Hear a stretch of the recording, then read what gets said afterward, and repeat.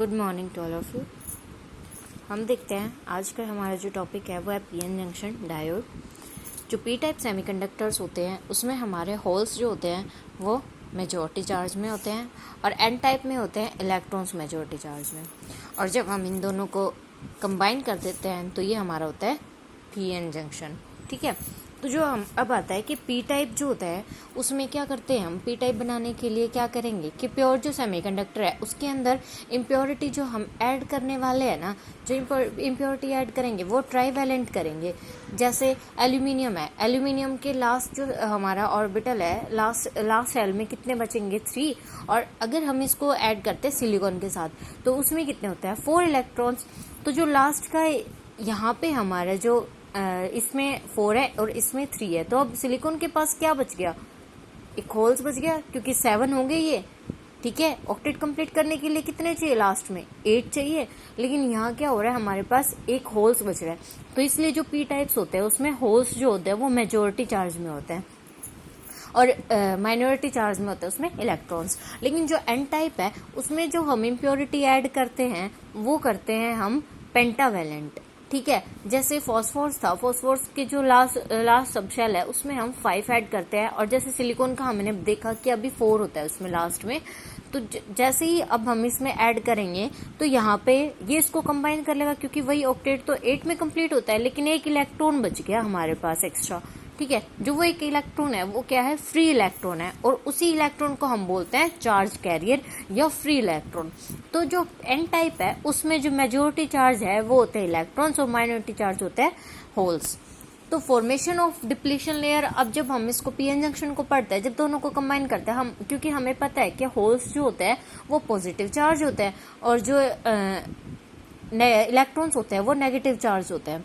ठीक है, अब क्या होगा जब हम इन दोनों को कंबाइन करते हैं पीएन जंक्शन को, तो जो कुछ होल्स होते हैं वो लगा लो हीट की वजह से, अट्रैक्शन की वजह से इलेक्ट्रॉन्स के पास चले जाते हैं, और जो हमारे इलेक्ट्रॉन्स होते हैं वो अट्रैक्शन या हीट की वजह से कहाँ आ जाते हैं, होल्स के पास आ जाते हैं, और इससे फिर एक डिप्लीशन लेयर बन जाती है। ठीक है, और इसी को हम जो पॉजिटिव होगा वो होता है हाई पोटेंशियल और नेगेटिव होता है लो पोटेंशियल। तो अब है यहाँ पे इसी को हम बोलते हैं पोटेंशियल बैरियर। ठीक है, बैरियर, ये वर्ड याद रखना क्योंकि आगे जब हम इसको रिवर्स बायस और फॉरवर्ड बायस करेंगे तो ये बहुत काम आएगा। फिर है कि डायोड, क्योंकि अभी तक हमने पढ़ा कि पीएन जंक्शन, अब हम पढ़ेंगे पीएन जंक्शन डायोड। अब डायोड क्या होता है, डायोड एक is the 2 terminal electric component that conduct current primarily. ठीक है, ये क्या करता है, एक डायरेक्शन में करंट को फ्लो कराने के काम आता है। फिर हम पढ़ते हैं ये है हमारा एनोड और ये है कैथोड।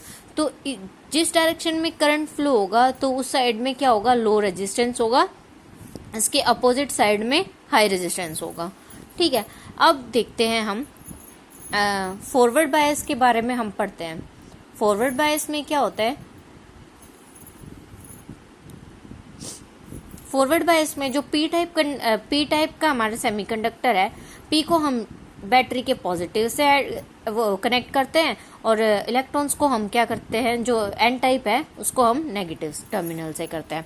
तो फॉरवर्ड बायस में पी पॉजिटिव एन नेगेटिव से।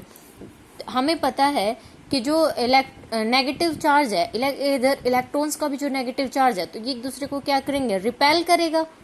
ठीक है, और इधर क्या पॉजिटिव चार्ज, होल्स का भी कैसा है पॉजिटिव चार्ज, तो ये भी क्या करेगा, रिपेल करेगा।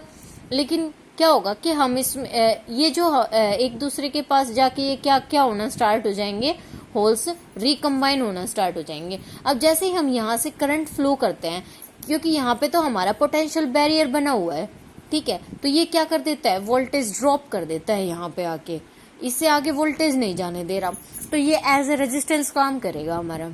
फिर हम क्या करते हैं, इसको और भी हाई पोटेंशियल हाई वोल्टेज हम यानी कि करंट जो हम इंक्रीज कर देते हैं। जैसे जैसे करंट इंक्रीज होगा इलेक्ट्रॉन्स की मूवमेंट होगी जो होल्स को यहाँ पे कंबाइन कर लेगा, और फिर ऐसे जो इधर है इधर इनको कंबाइन करना स्टार्ट कर देगा। तो अब क्या हो रहा है कि वोल्टेज जब हम इंक्रीज करेंगे तो जो डिप्लीशन लेयर है वो वीक पड़ती जाएगी क्योंकि ये इनको कंबाइन कर रहा है।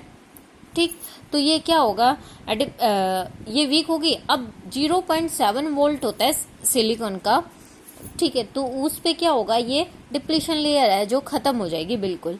तो अब हम वी नोट को हमने इस जो ये हमारा पोटेंशियल बैरियर का काम करता है ये, क्योंकि ये करंट को फ्लो नहीं होने देता, तो हम इसको पोटेंशियल बैरियर भी बोलते हैं। जैसे कि इसके अंदर है, if we assume that no voltage is applied across the PN junction, then the junction is in thermal equilibrium. Fermi energy level is constant through the entire system. ठीक है, the conduction and the valence band energy must bend as we go through the space charge region, since the relative position of conduction and valence band with respect to the Fermi level charges between P and N region. तो इसके बीच में हमारा potential barrier के बारे में पढ़ रहे थे हम। तो जो पोटेंशियल बैरियर है वो यही होता है कि एक दूसरे को ये करंट को फ्लो नहीं होने देता। लेकिन जैसे हमने फॉरवर्ड बायस किया और करंट को हम इंक्रीज करते गए तो जो इलेक्ट्रॉन्स है वो मूव करते गए और होल्स के साथ कंबाइन होते गए। इससे क्या हो गया, जो हमारी डिप्लीशन लेयर है ये वीक हो गई। लेकिन 0.7 वोल्ट पे आते ही ये डिप्लीशन लेयर बिल्कुल खत्म हो गई। इसका एक फॉर्मूला है कि वी नोट, यानी कि जो हम यहाँ पे हमारा जितना चार्ज है, जितना हमने करंट दिया है, तो यहाँ पे कितना था सिलिकॉन का 0.7 वोल्ट, और हमने कितना इतना इसको प्रोवाइड करा दिया, तो जो जीरो आ गया, ये जीरो हमारा किसको शो कर रहा है, डिप्लीशन लेयर का। क्या इसका क्या मतलब हुआ कि जो हमारी डिप्लीशन लेयर है ना वो बिल्कुल ही खत्म हो गई यहाँ पे आके। इसके बाद हम पढ़ते हैं रिवर्स बायस। तो जब रिवर्स बायस में क्या होता है, जो डिप्लीशन रीजन है ना हमारा, रिवर्स बायस में क्या होगा, ये हो गया होल्स यानी कि पी टाइप, और ये हो गया इलेक्ट्रॉन्स यानी कि एन टाइप। तो एन टाइप को हम करेंगे पॉजिटिव से और पी टाइप को करेंगे नेगेटिव से।